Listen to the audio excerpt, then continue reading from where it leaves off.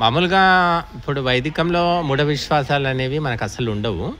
పౌరాణికంలో ఉన్నప్పుడు ఈ విగ్రహారాధన అవి చేసినప్పుడు కొన్ని మూఢనమ్మకాలు, అంటే మంచి రోజు, చెడ్డ రోజు, ముహూర్తం అని, శకునాలని ఇట్లా కొన్ని ఉంటాయి. మీకేమైనా ఉండేవా?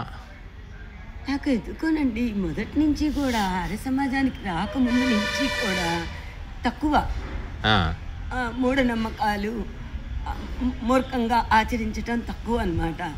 ఎవరైనా వెళ్తూ ఉన్నప్పుడు ఎదురు కట్టెలు వచ్చినాయని అలా వెనక్కి వచ్చి కాళ్ళు కడుక్కుంటే నేను నవ్వుకునేదాన్ని.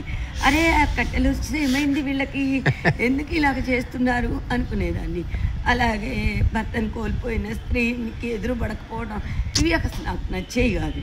కానీ దానికి సమాధానం కూడా తెలియదు. అది చిన్నప్పుడు కాబట్టి మనం ఏం చెప్పలేము, మేమేం చేయలేము.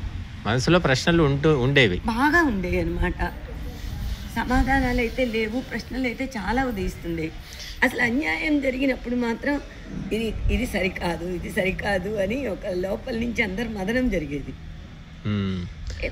ఎప్పుడైతే ఈ జ్ఞానం అందిందో క్లారిటీ వచ్చేసింది.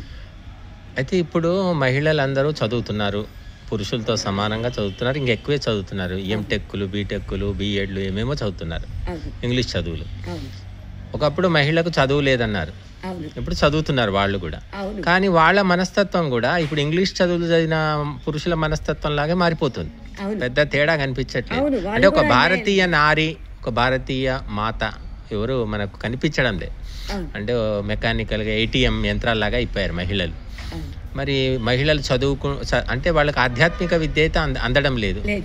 మరి ఒకప్పుడు అందకపోయినా ఒక పరంపరగా, ఆచారంగా వాళ్ళు ఒక పద్ధతిగా ఉన్నారు. మరి ఇప్పుడు ఈ పరిణామాన్ని ఎలా మనము మార్చడమా, ఏం చేద్దామంటారు? మార్చాలండి, తప్పదు. ఎవరో రావాలని ఏదో చెయ్యాలని మనం ఎదురు చూడొద్దు. మనకు ఈశ్వరుడిచ్చిన శక్తితో మనకొచ్చిన అవకాశాలను మనం పాజిటివ్గా మలచాలి. దురాచారాలను ఖండించాలి, తెలియచెప్పాలి. ఇది సరైంది కాదు అని దానికి ఒక అడుగు ముందు మనమే వెయ్యాలి. ఎవరైనా భర్తను కోల్పోయిన స్త్రీ ముఖం చూడటానికి భయపడ్డారనుకోండి, నేనే వెళ్ళి చూస్తాను ముందు. నా వెనక మీరు రండి.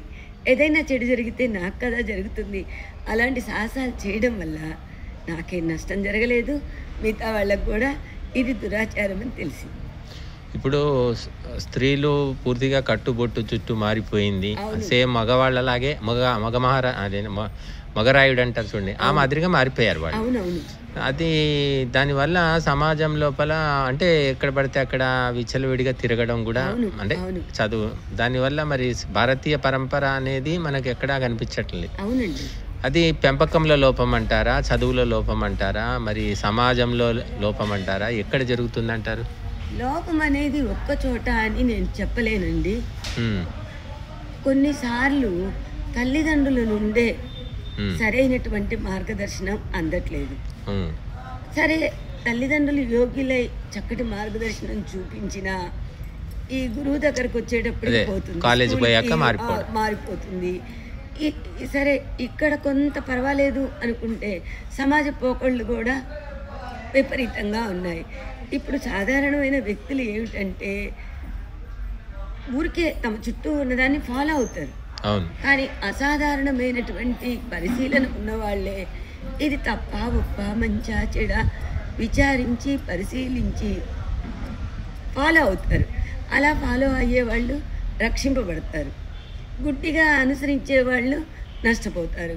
ఈ గుడ్డి అనుసరణ వల్లనే సమాజం పతనం వైపు వెళ్తుంది.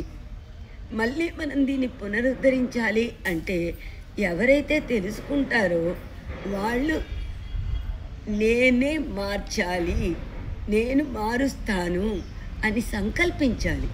అహోరాత్రాలు ఆ మార్పు కోసం పరితపించాలి, పరిశ్రమించాలి.